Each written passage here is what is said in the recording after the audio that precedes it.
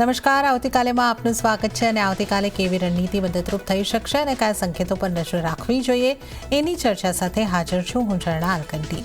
આવતીકાલના market ઉપર ચર્ચા કરતા પહેલા આજના માર્કેટને લગતા મુખ્ય સમાચારો પર નજર કરી લઈએ.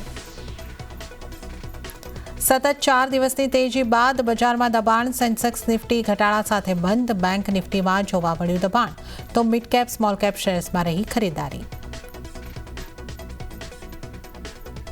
પીએસયુ બેંક શેર્સમાં આવી તોફાની તેજી. નિફ્ટી પીએસયુ બેંક ઇન્ડેક્સમાં જોવા મળી 2.5% વધુનો ઉછાળો. Bank of Baroda, bank of India 2 થી 3% સુધી વધ્યા. નાણાં મંત્રાલયે સરકારી બેંકોની સબસિડરી કંપનીઓનું લિસ્ટિંગનો પ્રસ્તાવ આપ્યો. જેબી કેમિકલ્સને ખરીદશે ટોરેન્ટ ફાર્મા. મર્જર બાદ જેબી કેમિકલ્સના 100 શેર્સના બદલામાં ટોરેન્ટના મળશે 51 શેર. લગભગ 12,000 કરોડમાં થઈ ડીલ, પરંતુ ડિસ્કાઉન્ટમાં ઓપન ઓફર આવવાથી જેબી કેમિકલ્સ 7% તૂટ્યો. અને આવતીકાલે આવશે જૂન ઓટો વેચાણના આંકડા. નબળા રહી શકે છે નંબર્સ. મારુતિનું વેચાણ લગભગ 8% ઘટવાનું અનુમાન. ટાટા મોટર્સ અને હ્યુન્ડાઈના સેલ્સ પર પણ દબાણ સંભવ, જ્યારે કે M&M અને ટુ વ્હીલર્સ કંપનીઓથી સારા નંબરની આશા.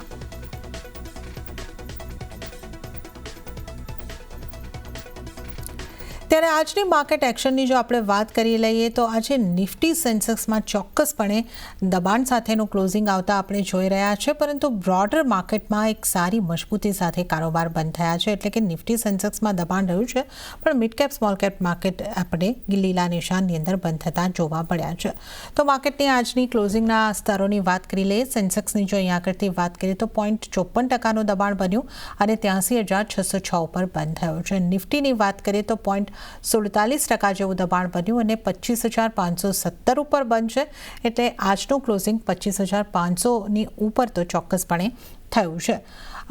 જ્યારે આપણે મિડ કેપ અને સ્મોલ કેપને જોઈ લઈએ તો ત્યાં 0.5% કરતાં વધારેની મજબૂતી રહી છે. મિડ કેપમાં 0.60%ની અને સ્મોલ કેપમાં 0.52%ની મજબૂતી રહી છે.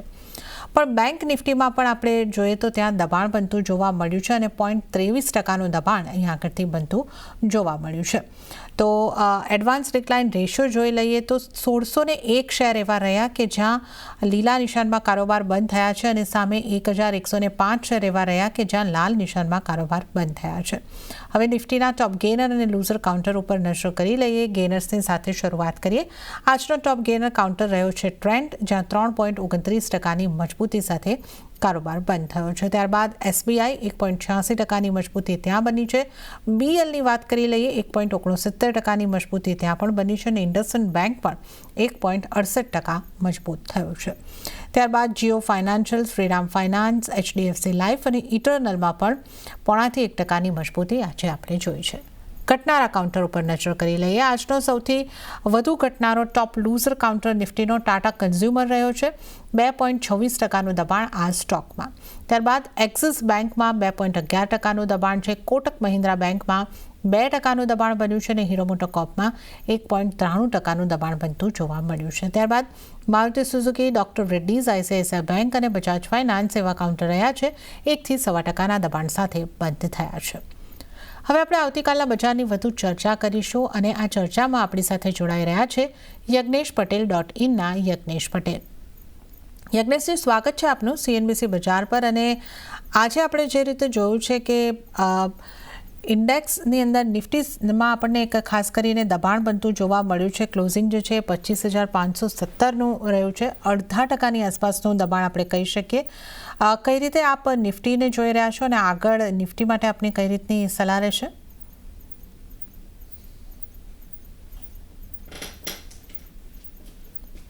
યજ્ઞેશજી, આપના સુધી મારો અવાજ આવી રહ્યો છે?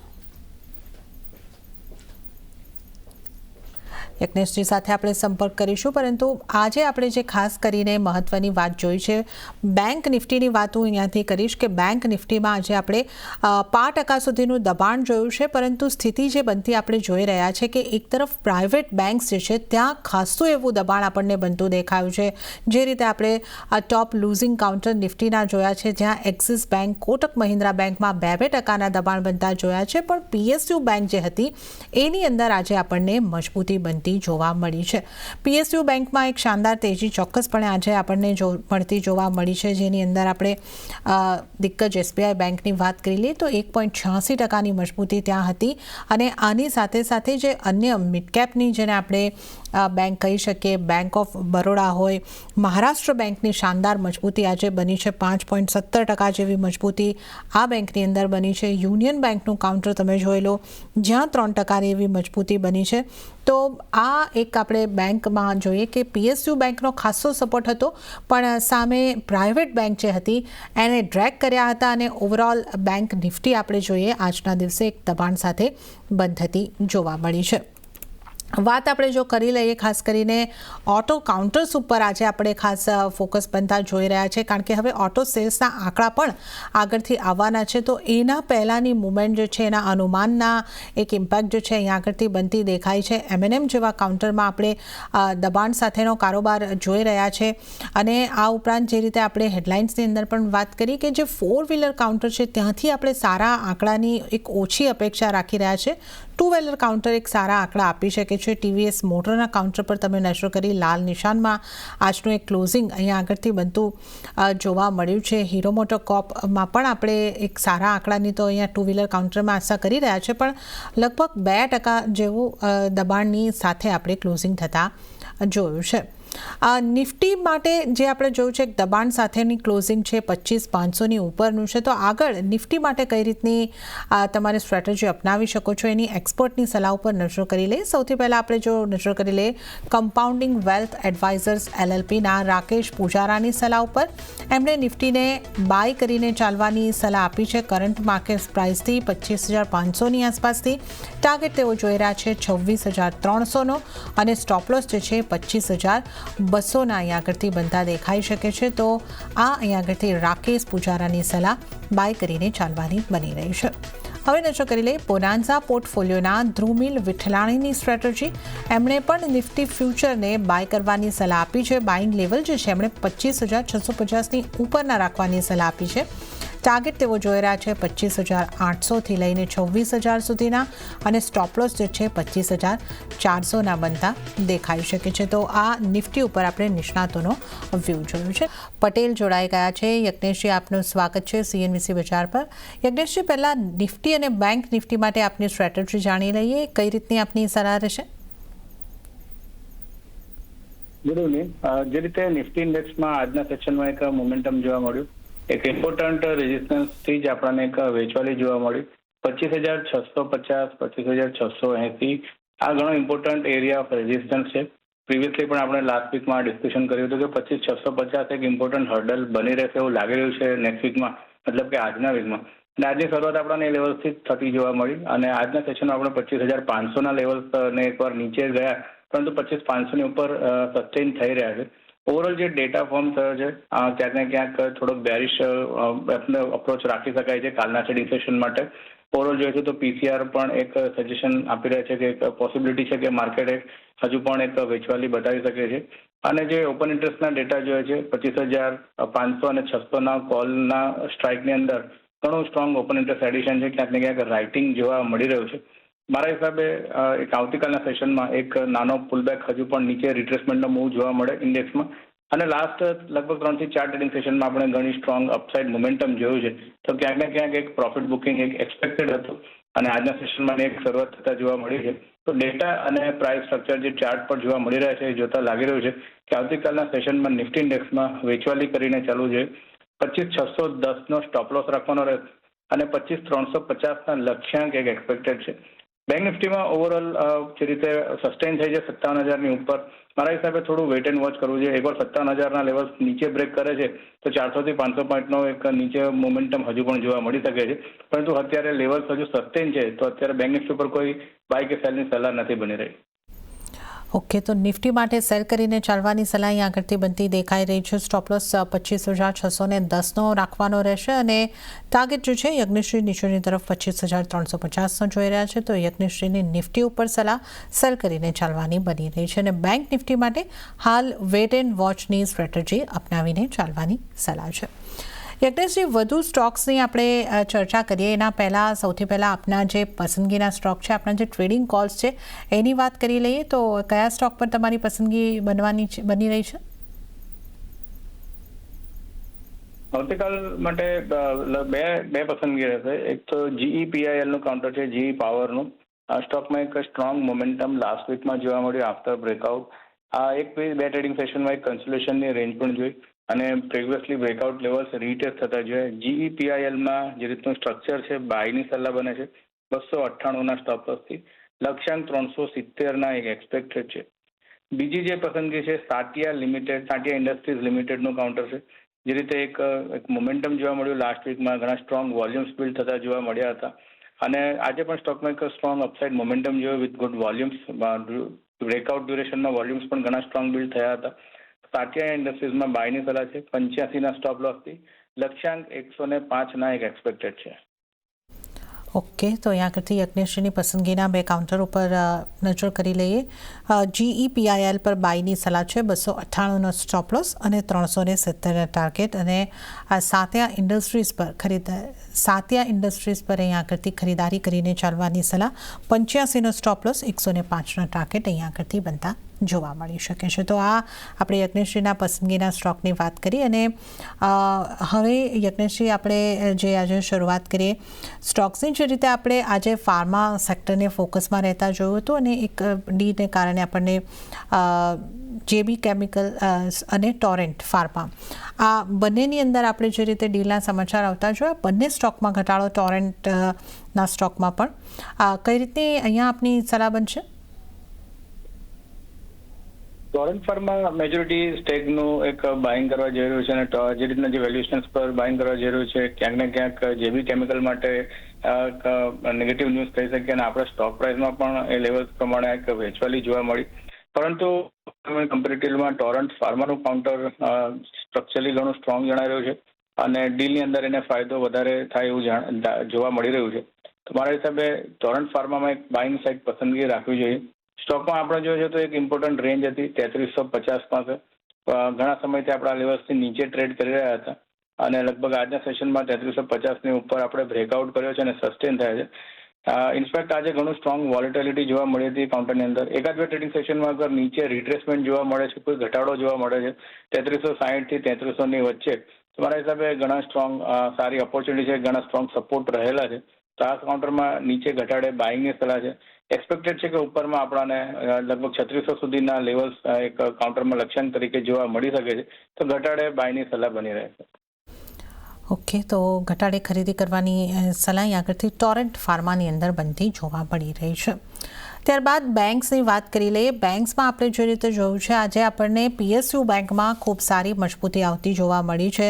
એ દિગ્ગજ SBI બેંક હોય કે પછી આપણે જે રીતે વાત કરી હતી કે જે મિડ કેપની PSU બેંક છે, એ તમામની અંદર આપણને સારી મજબૂતી જોવા મળી. ખાસ કરીને મહારાષ્ટ્ર બેંક 5% ઉપર, યુનિયન બેંક 3%ની મજબૂતી. પણ જે પ્રાઇવેટ સેક્ટરની બેંક્સ છે એણે બેંક નિફ્ટીને ડ્રેક કર્યો. એક્સિસ બેંક, કોટક બેંક 2% દબાણ બતાવી રહ્યા હતા. તો પ્રાઇવેટ બેંક PSU બેંકમાંથી આપની કઈ રીતના સલાહ બનશે, કયા કાઉન્ટર્સ પર? લાસ્ટ વીકમાં આપણે જોયું હતું કે ઇમ્પોર્ટન્ટલી પ્રાઇવેટ સેક્ટર બેંક્સમાંથી HDFC બેંકમાં ઘણા સ્ટ્રોંગ મૂવ જોવા મળ્યા હતા. IndusInd બેંકમાં પણ સ્ટ્રોંગ મોમેન્ટમ જોવા મળ્યું હતું. પરંતુ PSU સેક્ટરમાં કોઈ પ્રોપર મોમેન્ટમ જોવા નહોતું મળ્યું, સ્પેશિયલી SBIની અંદર. સ્ટેટ બેંકમાં આજના સેશનમાં એક આઉટ પરફોર્મન્સ જોવા મળી રહ્યું છે અને લીડિંગ PSUની સાથે જ આપણે નાની PSUસમાં પણ ઘણું સ્ટ્રોંગ મોમેન્ટમ જોવા મળ્યું. ઓવરઓલ જે પસંદગી PSUs બેંકમાંથી SBIનું કાઉન્ટરમાં રાખવી જોઈએ અને એવું લાગી રહ્યું છે કે 830ના એક ઇમ્પોર્ટન્ટ રેઝિસ્ટન્સ ફેસ કરી રહ્યું છે. મલ્ટિપલ ટાઈમ્સ આ લેવલ્સ પર સ્ટોક રિજેક્શન લઈ રહ્યો છે, વેચવાલી જોવા મળી રહી છે 830ના લેવલથી. એકવાર 830નો બ્રેકઆઉટ થાય છે તો મારા હિસાબે ઉપરમાં 850થી 860ના લેવલ્સ જોવા મળી શકે છે. તો લાગી રહ્યું છે કે SBIની અંદર એક નેક્સ્ટ ફ્યુ ટ્રેડિંગ સેશન્સમાં એક અપસાઇડ મોમેન્ટમ જોવા મળે અને બ્રેકઆઉટ જોવા મળે 830નો. કન્ડિશનલ બાય છે 830ના બ્રેકઆઉટ પર બાયની સલાહ છે. 860ના લક્ષ્યાંક માટે સ્ટોપ લોસ નીચેમાં 815નો રાખવાનો રહે. ઓકે, કન્ડિશનલ બાય એસબીઆઈ ઉપર 830ના બ્રેકઆઉટ પછી તમે અહીંયા આગળથી બાય કરો. 815નો સ્ટોપ લોસ અને 860ના આ ટાર્ગેટ અહીંયા આગળથી બનતા દેખાઈ શકે છે. તો આપણે અહીંયા આગળથી બેંક્સની ખાસ કરીને વાત કરી છે. હવે ઓટો કાઉન્ટર્સની વાત કરી લઈએ. હીરો મોટોકોર્પમાં આજે આપણને લગભગ 2% આસપાસનું જ દબાણ બનતું જોવા મળ્યું છે. મારુતિ સુઝુકીમાં પણ દબાણ બની રહ્યું છે. આગળ હવે ઓટો સેલ્સના આંકડા ઉપર પણ નજર રહેવાની છે. તો કયા ઓટો કાઉન્ટર ઉપર આપની ફોકસ રાખવાની સલાહ બનશે? ઓવરઓલ ઓટો સેક્ટરમાં વ્યૂ પોઝિટિવ છે. સેક્ટોરિયલ આપણે મોમેન્ટમ ઘણું સ્ટ્રોંગ જોવા મળ્યું અને આ એક રિટ્રેસમેન્ટ લાગી રહ્યું છે કે એક નાનો ઘટાડો પ્રોફિટ બુકિંગ જોવા મળે સેક્ટોરિયલ બેસિસ પર. તો ડેફિનેટલી સ્ટોક સ્પેસિફિક પણ આપણને ઘટાડો જોવા મળે. પસંદગીમાં M&Mનું કાઉન્ટર છે, ઘણું લીડિંગ અને સ્ટ્રોંગ લાગી રહ્યું છે. રિલેટિવ સ્ટ્રેન્થ ઘણી મજબૂત છે કમ્પેર ટુ ઇન્ડેક્સ. સેક્ટોરિયલ ઇન્ડેક્સને પણ જોઈએ છે તો ઘણું આઉટ પરફોર્મન્સ બતાવી રહ્યું છે. મારા હિસાબે M&M એક સારી પસંદગી છે. કોઈ પણ ઘટાડો આવે છે નીચે, જેમ કે આજના સેશનમાં પણ આપણને આ નીચેમાં લગભગ 3150 3160 પાસે લોસ ફોર્મ થતા જોયા હતા. 3100 થી 3150 એક સારી બાઇંગ રેન્જ છે. પોર્ટફોલિયોમાં એડ કરી શકીએ છીએ સ્ટોક. ઇવેન્ચ્યુઅલી 3400 સુધીના લક્ષ્યાંક આપણને શોર્ટથી મીડિયમ ટર્મમાં જોવા મળે. નીચેમાં આપણે 3050નો સ્ટોપ લોસ મેન્ટેન રાખવાનો છે. ઓકે, તો M&M ઉપર ખાસ કરીને તમે ફોકસ રાખીને ચાલી શકો છો. ઓટો કાઉન્ટર્સમાંથી M&M ઉપર ખાસ સલાહ બની રહી છે. આગળ જો આપણે અહીંયા આગળથી ખાસ વાત કરી લઈએ, આઈટીની વાત કરી લઈએ. આજે આપણે TCS જેવા કાઉન્ટર, ટેક મહિન્દ્રા જેવા કાઉન્ટર, આને આપણે પોઝિટિવિટી સાથે બંધ થતા જોયા છે. HCL ટેકના કાઉન્ટરમાં પણ 5%ની ઉપરની મજબૂતી. ડિક્સન ટેકમાં ખાસી સારી મજબૂતી આપણને જોવા મળી છે. આઈટી કાઉન્ટર્સમાંથી આપની ક્યાં સલાહ બનશે?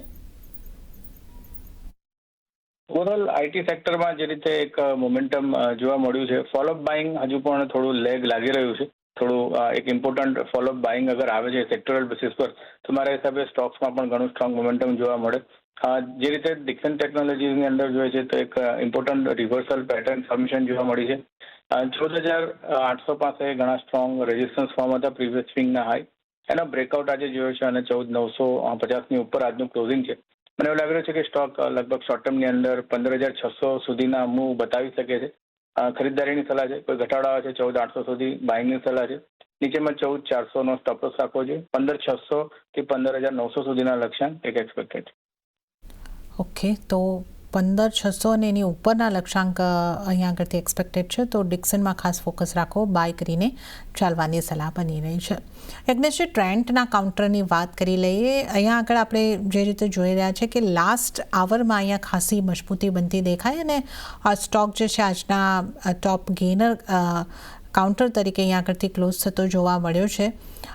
ખૂબ સારી મજબૂતી અહીંયા આગળથી આપણને જોવા મળી. ટ્રેન્ડ ઉપર આપની કઈ રીતની સલાહ રહેશે? 3.25% મજબૂતી સાથે આજે બંધ થયું છે. ઓવરઓલ ટ્રેન્ડની અંદર અમારો વ્યૂ પોઝિટિવ છે. સ્ટોકમાં અમે ઘણા નીચેના લેવલ્સથી પણ ડિસ્કસ કર્યું હતું અને રેકમેન્ડેશન હતું. લગભગ 5700-5800ના લેવલ્સથી બાઇંગની સલાહ હતી અને ઉપરમાં 6200ના લક્ષ્યાંક ઇવેન્ચ્યુઅલી અચીવ થતા જોવા મળ્યા છે. 6250નો નેક્સ્ટ ઘણો ઇમ્પોર્ટન્ટ રેઝિસ્ટન્સ છે અને આપણે જોયું કે લગભગ એ રેઝિસ્ટન્સ પાસે જ આપણે ટ્રેડ કરી રહ્યા છીએ. પરંતુ છેલ્લા 4 થી 5 ટ્રેડિંગ સેશનમાં ઘણું ઇમ્પોર્ટન્ટલી કન્સોલિડેશન સ્ટોકની અંદર જોવા મળ્યું છે અને કન્સોલિડેશનની રેન્જ આજે એક બ્રેક થતા જોવા મળી છે. એકવાર 6250ના લેવલ્સ આપણે આવતીકાલે સસ્ટેન કરીએ છીએ 1 થી 2 ટ્રેડિંગ સેશનમાં તો મારા હિસાબે આપણે 6550 સુધીના મૂવ સ્ટોકની અંદર ડેફિનેટલી જોવા મળી શકે છે. તો 6250ના લેવલ્સને એકવાર બ્રેકઆઉટ માટે વેઇટ કરવો છે. ઓકે, 6250ના બ્રેકઆઉટની આગળથી વેઇટ કરીને ચાલો. ટ્રેન્ડ માટે આ સલાહ બની રહી છે પણ ઓવરઓલ પોઝિટિવ વ્યૂ આ કાઉન્ટર માટે રાખી રહ્યા છે. યજ્ઞેશજીની આ સલાહની આપણે વાત કરી છે. હવે આપણે જો ખાસ કરીને વાત કરી લઈએ, આજે આપણને FMCGના કાઉન્ટરની વાત કરીએ તો ટાટા કન્ઝ્યુમરમાં 2.26% જેટલું દબાણ બનતું દેખાયું છે. HULના કાઉન્ટરમાં 0.5%નું દબાણ હતું. ITCમાં પણ 0.5%ની આસપાસનું દબાણ. FMCG સેક્ટરમાં કયા કાઉન્ટર ફોકસમાં રહેવા જોઈએ અને કઈ રીતની આપની સલાહ બનશે?